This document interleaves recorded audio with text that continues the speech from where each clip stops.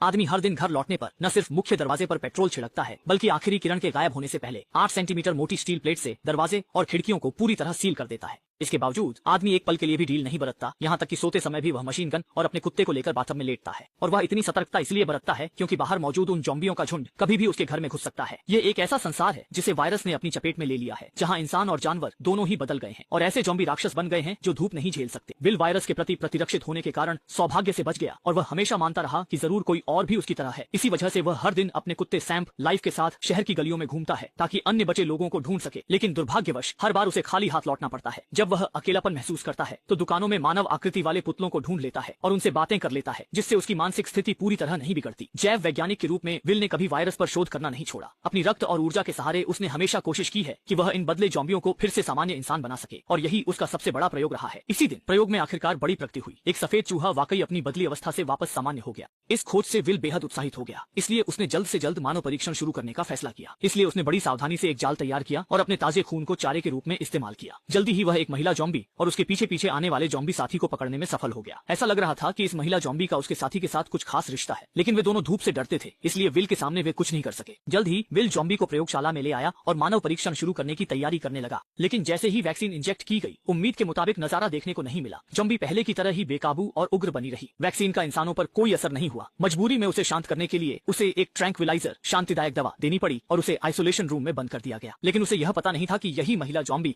उसके लिए एक बड़ी तबाही लेकर आने वाली है। अगले ही दिन विल हमेशा की तरह शहर में बचे हुए लोगों की तलाश करता रहा, लेकिन इसी दौरान एक जानी पहचानी आकृति उसके सामने आ गई। जो मैनेक्विन दुकान में होना चाहिए था, वह अचानक सड़क पर खड़ा था। अचानक हुए इस बदलाव ने अकेलेपन और एकरसता के आदि विल को हैरान और बेचैन कर दिया। उसने झटपट ट्रिगर दबा दिया और मैनेक्विन वहीं गिर पड़ा। इस वक्त वह पूरी तरह भूल चुका था कि उसे हर समय सतर्क रहना चाहिए। ये साफ था कि ज़ॉम्बियों ने विल द्वारा महिला ज़ॉम्बी को पकड़ने का बदला लेने के लिए ही उसके लिए यह जाल बिछाया था।